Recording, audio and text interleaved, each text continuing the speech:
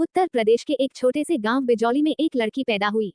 नाम रखा गया सावित्री। जन्म के समय सब खुश थे, लेकिन जैसे जैसे वह बड़ी हुई, उसके माता पिता को एहसास हुआ कि वह सुन नहीं सकती थी। गांव वालों ने तुरंत ताने मारने शुरू कर दिए। अरे, लड़की ऊपर से बहरी भी है, ये तो कोड़ में खाज हो गया। इसका भविष्य क्या होगा, कौन शादी करेगा इससे। लेकिन सावित्री के माता पिता ने हार नहीं मानी। उन्होंने उसे संकेत भाषा, साइन लैंग्वेज सिखाई और उसे पढ़ाने के लिए पास के शहर के एक विशेष स्कूल में भर्ती कराया। गांव में उसके बारे में कई तरह की बातें होती थीं, लेकिन सावित्री को इससे फर्क नहीं पड़ता था। वह समझ चुकी थी कि लोग उसकी कमजोरी पर हंसेंगे, लेकिन उसे अपनी ताकत खुद बनानी होगी। सावित्री जब 18 साल की हुई, तो उसके माता पिता उसकी शादी की चिंता करने लगे। गांव में कोई भी बहरी बहू को अपने घर लाने के लिए तैयार नहीं था। हर जगह से जवाब आता, हमें ऐसी बहू नहीं चाहिए जो घर के बड़े बुजुर्गों की बात ही न समझ सके। हमारे बेटे का जीवन नर्क बन जाएगा। इसी बीच एक रिश्ता आया रामपाल नाम के युवक का, जो पास के गांव से था। रामपाल का परिवार लालची था और उन्हें एक अच्छे दहेज की जरूरत थी। जब उन्हें पता चला कि सावित्री के माता पिता दहेज में मोटी रकम देने को तैयार हैं, तो वे तुरंत शादी के लिए राजी हो गए। सावित्री को शादी में कोई दिलचस्पी नहीं थी। उसने अपने पिता को इशारों में कहा, क्या मैं पढ़ लिखकर कुछ नहीं कर सकती। लेकिन पिता ने सिर झुका लिया। बेटा, हमारी बिरादरी में बेटी को पढ़ाने का चलन नहीं है। तेरा घर अब तेरा ससुराल ही होगा। शादी हो गई, लेकिन जैसे ही सावित्री ससुराल पहुंची, वहां उसके लिए एक और दुनिया तैयार थी। एक ऐसी दुनिया जहां उसे इंसान नहीं, एक बोझ समझा गया। पहले दिन ही सास ने उसे घूरते हुए कहा, ये तो बहरी है, हमारे घर के काम कैसे करेगी। नंद ने ताना मारा, भैया को भी कैसी पत्नी मिली, जो उनकी बातें ही नहीं सुन सकती। रामपाल भी इस शादी से खुश नहीं था। उसने कभी सावित्री से प्यार से बात नहीं की। जब भी उसे गुस्सा आता, वह चिल्लाता, मेरे लिए तुम सिर्फ एक बोझ हो। अगर दहेज न मिला होता, तो मैं तुमसे शादी कभी न करता। सावित्री को चोट लगती, लेकिन वह कुछ कह नहीं सकती थी। धीरे धीरे सावित्री को नजरअंदाज किया जाने लगा।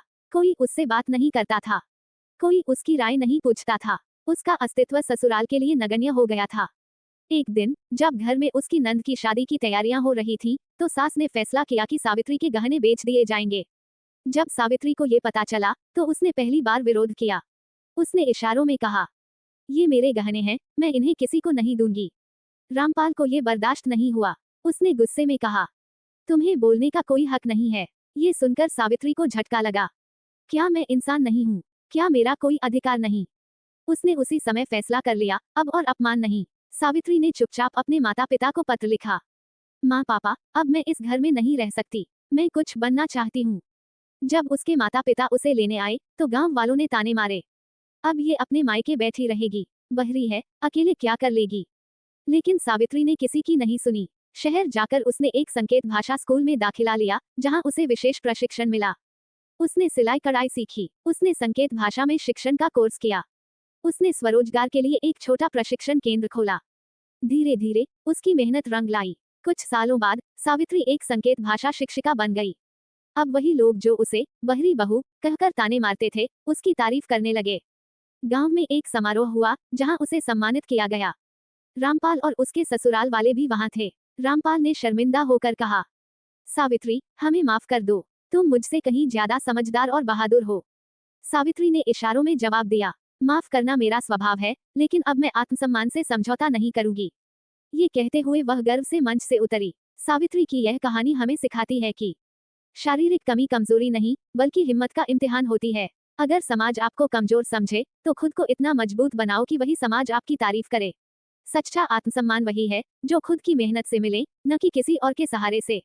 एक शिक्षित और आत्मनिर्भर महिला पूरे समाज को बदल सकती है। आज सावित्री अपने जैसे कई बच्चों को संकेत भाषा सिखाती है, ताकि वे भी अपने पैरों पर खड़े हो सकें। अब लोग उसे बहरी बहू नहीं, बल्कि संकेत शिक्षिका सावित्री के नाम से जानते हैं।